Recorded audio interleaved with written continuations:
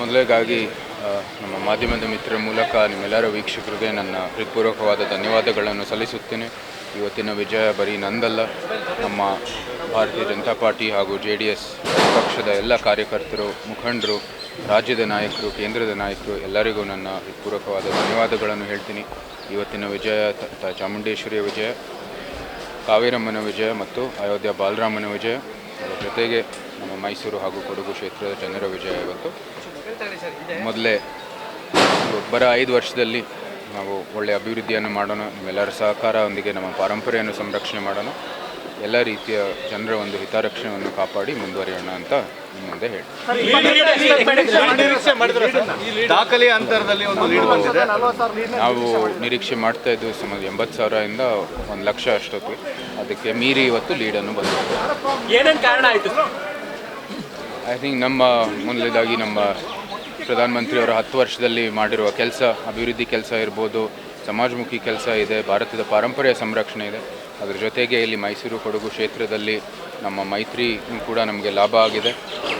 ಅದರ ಜೊತೆಗೆ ನಾವು ಹಿಂದೆ ಮೈಸೂರು ಮಹಾರಾಜರು ಮಾಡಿರೋಂಥ ಕೆಲಸ, ಆ ಕೊಡುಗೆಗಳು ಇವತ್ತು ನಾಲ್ವಡಿ ಕೃಷ್ಣರಾಜ ಜಯಂತಿನೂ ಕೂಡ ಅವ್ರ ಕಾಲದಲ್ಲಿ ಅವರ ಆಡಳಿತ ಎಲ್ಲ ಸ್ಮರಣೆ ಮಾಡಿ ಜನರು ನಮಗೆ ಈ ಬಹುಮತದಲ್ಲಿ ಗೆಲ್ಲಿಸಿದ್ದಾರೆ. ಸರ್, ಜಾತಿ ಅನ್ನೋ ವಿಚಾರ ಯಾವಾಗ ಚುನಾವಣೆಯಲ್ಲಿ ಚರ್ಚೆ ಆಗುತ್ತೆ, ಬಟ್ ಜಾತಿ ಮೀರಿದಂಥ ದೊಡ್ಡದೊಂದು ಗೆಲುವು, ಇದೊಂದು ಮೆಸೇಜ್ ಇಡೀ ಮೈಸೂರು ಮೂಲಕವಾಗಿ ಜಾತಿ ನಡೆಯೋದು. ಇಡೀ ಚುನಾವಣೆಯಲ್ಲಿ ನಾವು ಯಾವುದೇ ರೀತಿ ಜಾತಿ, ಧರ್ಮ, ಯಾವುದೇ ರೀತಿ ವರ್ಗಗಳು ಅದು ಏನನ್ನು ನಾವು ಮೆನ್ಷನ್ ಮಾಡ್ದೇ ಚುನಾವಣೆಯನ್ನು ನಡೆಸಿದ್ವಿ.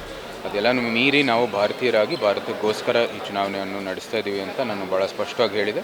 ಅದೇ ರೀತಿ ಜನರು ಕೂಡ ಸ್ಪಂದಿಸಿದೆ. ಸರ್, ಈಗ ಚುನಾವಣಾ ಸಂದರ್ಭದಲ್ಲಿ ರಾಜಕಾರಣ, ಅದಾದ್ಮೇಲೆ ಕೆಲಸ ಅಭಿವೃದ್ಧಿ ಅನ್ನೋ ಒಂದು ಮಾತನಾಡ್ತಾರೆ. ಅದೇ ನಿಟ್ಟಿನಲ್ಲಿ ಮುಂದಕ್ಕೆ ಸಾಗುವಂಥದ್ದು ಅಥವಾ ಏನು ಮೆಸೇಜ್? ಅದು ನಮ್ಮ ತತ್ವ ಆಗಿದೆ. ನಾನು ಹೇಳಿದ್ದೀನಿ ನಿಮ್ಮ ಮುಂದೆ ಎಲ್ಲನೂ. ಚುನಾವಣೆ ಸಮಯದಲ್ಲಿ ರಾಜಕೀಯ ನಡೀತದೆ, ಅದಾದ ನಂತರ ನಾವು ಒಬ್ಬ ಸ್ಟೇಟ್ಸ್ಮನ್ ಆಗಿ ಕೆಲಸವನ್ನು ಮಾಡಬೇಕಾಗಿದೆ. ಎಲ್ಲರ ಜೊತೆಗೆ ಎಲ್ಲರ ಒಂದು ಸಹಕಾರದೊಂದಿಗೆ ಕೆಲಸವನ್ನು ಮಾಡ್ತೀವಿ. 5 ವರ್ಷ ನಾವು ಶ್ರಮಿಸ್ತೀವಿ.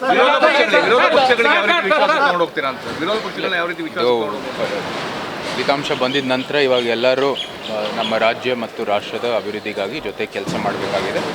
ಅವರು ಕೂಡ ನಾವು ಸಮಸ್ಯೆಗಳಿದ್ದೇ ಇರ್ತವೆ, ಆದರೆ ಕೂಡ ನಾವು ಕೈ ಜೋಡಿಸ್ಬಿಟ್ಟು ಕೆಲಸವನ್ನು ಮಾಡ್ತೀವಿ. ಬಿಜೆಪಿ ಅಂದುಕೊಂಡಂತ ಒಂದು ಸ್ಥಾನವನ್ನು ಗೆಲ್ಲಕ್ಕೆ ಸಾಧ್ಯ ಆಗಿಲ್ಲ ದೇಶದಲ್ಲಿ. ಪರಿಸ್ಥಿತಿ ಹೇಗಿತ್ತು, ಮುಂದೆ ಹೇಗೆ? ಹೌದು, ನಾವು ನಿರೀಕ್ಷೆ ಮಾಡುವಂಥದ್ದು ಸೀಟ್ಗಳು ನಮಗೆ ಸಿಕ್ಕಿಲ್ಲ, ರಾಷ್ಟ್ರದಲ್ಲೂ ಕೂಡ ರಾಜ್ಯದಲ್ಲೂ ಕೂಡ.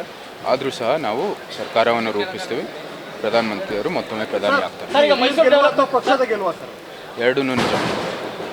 ಪ್ರಧಾನಮಂತ್ರಿಯವರ ಗೆಲುವು ಇದು, ನಮ್ಮ ಪಕ್ಷದ ಗೆಲುವು, JDSನ ಗೆಲುವು, ಎಲ್ಲರ ಗೆಲುವು, ಪ್ರಜಾಪ್ರಭುತ್ವದ ಗೆಲುವು ಇದು.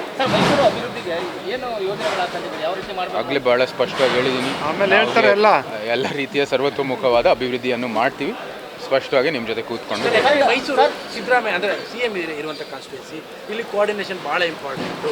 ಈ ನಿಟ್ಟಿನಲ್ಲಿ ಕಷ್ಟ ಆಗ್ಬೋದು ಅಂತ ಅನ್ನಿಸ್ತದೆಯಾ? ಯಾಕೆಂದರೆ ನಿಮ್ಮ ಶಾಸಕರು ಸಂಖ್ಯೆ ತುಂಬ ಕಡಿಮೆ ಇದೆ. ಮುಖ್ಯಮಂತ್ರಿಗಳು ಇಲ್ಲಿ ಆಗಲೇ ಸ್ಪರ್ಧೆ ಮಾಡುವಾಗೂ ಕೂಡ ಭಾಳ ಕಠಿಣವಾಗಿ ಅವರು ಕೂಡ ಸ್ಪರ್ಧೆಯನ್ನು ಮಾಡಿದ್ದು, ನಮಗೆ ಕಠಿಣವಾದ ಸ್ಪರ್ಧೆಯನ್ನು ಮಾಡಿಕೊಟ್ರು. ನಾವು ಕೂಡ ಲಘುವಾಗಿ ತಗೊಳ್ಳಿಲ್ಲ. ಸೊ ಅದು ಯಾವಾಗಲೂ ಇದ್ದೇ ಇರುತ್ತೆ, ಆದರೆ ನಮ್ಮ ಕೆಲಸ ನಾವು ಮಾಡ್ಕೊಂಡು ಮುಂದುವರಿತಾ ಇರ್ತೀವಿ. ಈ ಸಂದರ್ಭದಲ್ಲಿ ಅವರ 140ನೇ ಜನ್ಮ ವಾರ್ಷಿಕೋತ್ಸವ ಸಂದರ್ಭದಲ್ಲಿ ಎಲ್ಲರಿಗೂ ಶುಭಾಶಯಗಳನ್ನು ಹೇಳ್ತೀನಿ. ಅವರ ಕಾಲದಲ್ಲಿ ಅವ್ರು ಯಾವ ರೀತಿ ನಾಯಕತ್ವವನ್ನು ವಹಿಸಿದ್ರು ಅದೇ ರೀತಿ ನಾವು ಕೂಡ ಮಾಡ್ತೀವಿ ಮುಂದೆ. ಮತ್ತೊಮ್ಮೆ ನಿಮ್ಮೆಲ್ಲರಿಗೂ ಶುಭಾಶಯಗಳು. ಧನ್ಯವಾದ.